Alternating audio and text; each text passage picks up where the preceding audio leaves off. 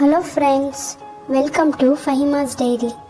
இன்றைக்கி நம்ம சேனலில் ரொம்ப ஹெல்தியான ஒரு டிஷ் பார்க்க போகிறோம்.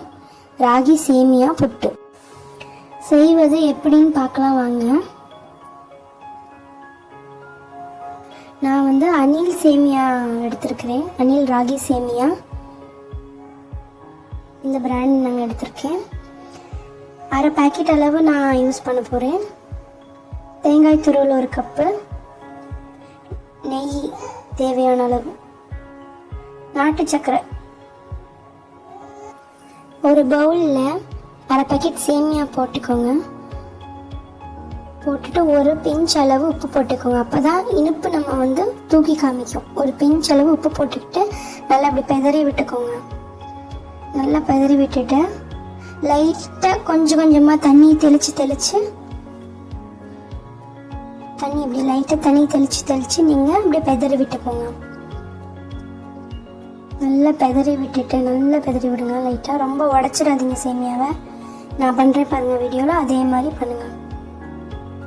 நல்லா சேமியா கொஞ்சம் ஈரமாக இருந்துங்க, ரொம்ப ட்ரையாக இருக்கக்கூடாது. இந்த மாதிரி ஈரமாக.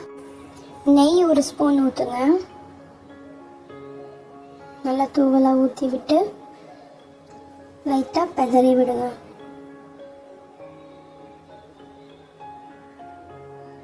நல்லா பெதறி விடுங்க.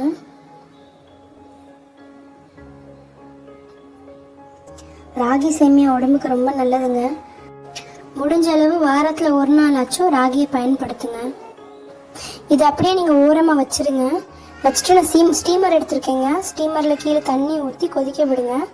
மேலே இருக்க பேனில் நெய் ஊற்றி தடவிட்டு ராகியை எடுத்து வச்சுருந்தோங்க இல்லையா, அதை அப்படியே தூவி விடுங்க.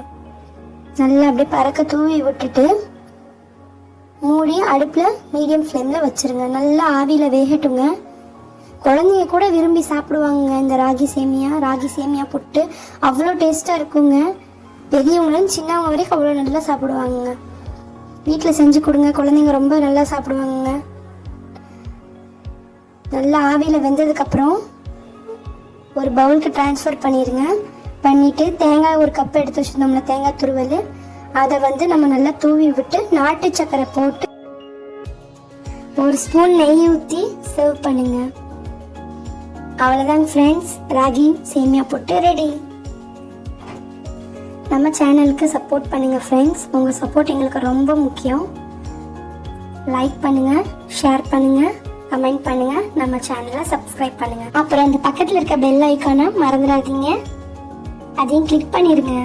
Thank you friends. Thanks for watching.